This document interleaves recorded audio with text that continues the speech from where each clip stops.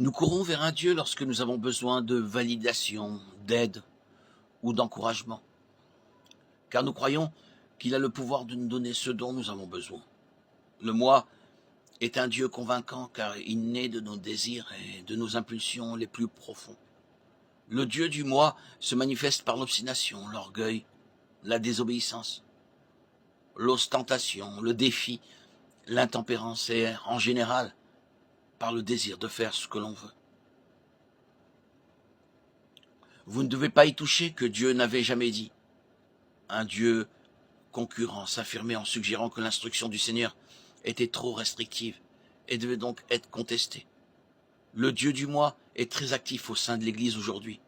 L'entraide, l'estime de soi, l'amour de soi, le Dieu du moi est un héros dans le christianisme culturel. Le moi est le thème majeur de l'évangile de la prospérité. Lorsque le serpent tenta Ève de désobéir au commandement direct de Dieu de manger le fruit défendu, il fit appel au Dieu du moi. Il utilisa une incrédulité feinte pour la tenter de considérer le commandement de Dieu comme injuste. Dieu a-t-il vraiment dit « Vous ne mangerez pas de tous les arbres du jardin » Genèse 3:1. Le Dieu du moi commença à s'éveiller en questionnant les motivations de Dieu. La réponse d'Ève « Nous mangeons du fruit des arbres du jardin, mais Dieu a dit « Vous ne mangerez pas du fruit de l'arbre qui est au milieu du jardin, et vous n'y toucherez pas, de peur que vous ne mouriez. » Genèse 3:2.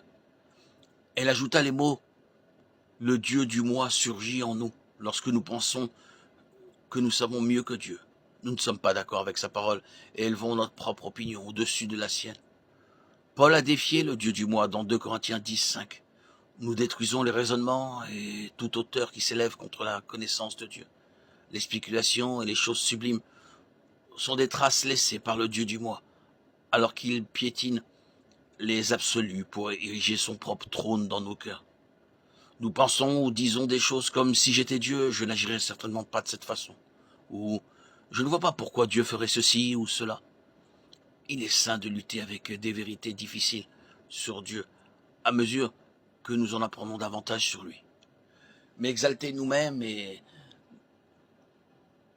nos opinions humaines au détriment de la sagesse infinie de Dieu cède la place au Dieu du monde. La foi et l'épanouissement personnel sont des sujets autrefois laissés aux psychologues laïcs. Ils sont désormais des thèmes récurrents dans le christianisme traditionnel. Le Dieu redoutable et saint, décrit dans les Écritures comme un feu dévorant, Deutéronome 4:24, Hébreux 12:29, et qui frappera les nations de l'épée de sa bouche, Apocalypse 19:15, n'est considéré comme important que dans la mesure où il valide notre valeur, où nous fait nous sentir bien dans notre peau. Le Dieu du moi adorera volontiers un Dieu d'amour, mais il refuse d'apprendre ses autres qualités, car celle-ci détrônerait le moi.